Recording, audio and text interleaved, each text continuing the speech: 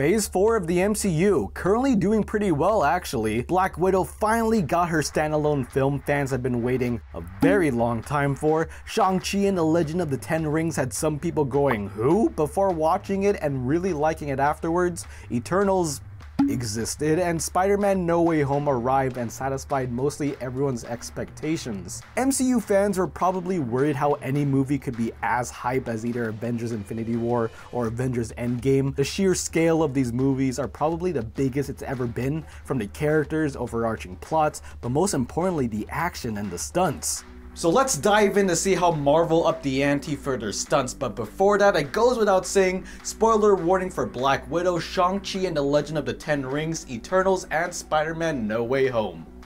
The biggest eye-catcher in Black Widow was definitely the skydiving scene during the final battle. As you might have expected, the entirety of the Red Room, specifically when it's shown in big, wide shots or insane action sequences, was completely CGI, which made things harder considering the fact it had to explode. Digital Domain was responsible for 320 of the visual effects, primarily for the Red Room's destruction, and according to Hanzi Tang, the visual effects supervisor, they had to consult the modeling lead to figure out how to build it. As for the skydiving footage, the production crew were able to get footage from stunt doubles and costumes, which helped with getting a sense of the motion and where to place camera angles for tracking movement. That cool shot of Black Widow sliding down the solar panel was a combination of a blue screen and Scarlett Johansson herself. Well, not really. The movie used digi-doubles, which are basically a clone or recreation of a human using CGI and sound. Sometimes it's not noticeable until you pause it at the right, or I guess wrong time, but sometimes it's as subtle as a punch across the face. In Black Widow's case, Scarlett's body actions didn't line up exactly with the pose or solar panel, so she was replaced by her digi-double. Digi-doubles also appeared during the final fight between Taskmaster and Black Widow in this shot right here. That isn't to say all the fights were CGI, that would downplay some of the great stunts in the film, like the Budapest chase, which required 13 BMW X3s to create. To get that script to come into life, the film crew had to switch off the stability control and safety assistance sometimes. Talk about dedication. Speaking of dedication, Florence Pugh competed with her film sister Scarlett in doing her own stunts, which helped sell the authenticity of fight scenes, with Michaela McAllister and Heidi Moneybags as their respective stunt doubles. And who could forget about the 4 trained pigs they had for Alexei on set. When everyone first saw the scene with Shang-Chi fighting against the 10 rings in the bus, they were probably reacting like this guy. Yo, what up y'all? It's your boy Clev. I actually did take a little bit of martial arts as a youth, so I'm gonna try and grade this fight as we're going. And for good reason. This is the first big action set piece with Shang-Chi and the first time people get to see what he can do. So of course they're gonna pull out their notebooks and judge every punch. That's a good move right there. I know, right? That's pretty good. The fight scene took inspiration from several sources, from fighting styles and films, incorporating the fact Shang-Chi is well versed in multiple martial arts. Simu Liu even learned Tai Chi, Wushu, Muay Thai, Silat, Krav Maga, Jiu-Jitsu, boxing, and street fighting. This is not taking into account he's already familiar with Wing Chun, Taekwondo, and gymnastics either. Director Destin Daniel Cretton cited the graceful style from Crouching Tiger, Hidden Dragon, and the lively and dynamic fights from Jackie Chan films, from Shang-Chi saying, before the trouble actually starts, to the use of the environment around the characters. Speaking of Jackie Chan, Brad Allen, the supervising stunt coordinator, worked with other members of the Jackie Chan stunt team to make Shang-Chi's styles consistent. The fight had 20 iterations and took about a year to complete, mainly because of COVID restrictions as well as the potential people fighting in a bus has. 2 buses were actually used, one was 3 feet off the ground and could shake, yet provided more stable fight and driving shots. The other was on a gimbal, a different type of support that could rotate, allowing for scenes such as when the bus goes on a really steep drop really fast. And when it comes to speed, the scene where Shang-Chi jumps out of the bus, runs along the top of it, and slams into the door was one of the hardest parts to shoot, since the speed of a brakeless bus driving down the road had to be replicated but ensured the safety of Shang-Chi's poor sneakers. The production crew used a treadmill so that when Liu's feet touched the ground,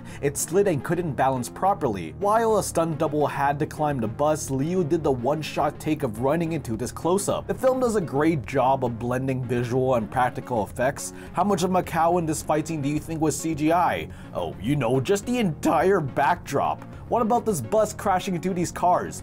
well, those cars are pretty expensive. I wouldn't expect them to. Nope. All practical. The actors had to imagine using the rings in real life as they were added post-production, but to be fair, who hasn't pretended to do a Kamehameha in real life anyways? Despite having a slightly lower budget than most MCU films, Shang-Chi doubled down on the fight choreography and introduced a new character to fans who might still be struggling to pronounce his name more often than not. The director of Eternals, Chloe Zhao, cited 2015's The Revenant as a primary source for the movie's stunts, but with much less bare mauling, unless you count this as one. The action sequences relied a lot on the location scenery and the character's relationship with the environment as a result. Mud and dirt get on their faces, wide shots are done to include the setting in the action, and the camera sweeps through the civilization to give it a sense of identity and not some insert fight scene here kind of place. That being said, you do notice a lot of instances where the Eternals cause destruction a bit too much, but what can you do against demons who just don't care?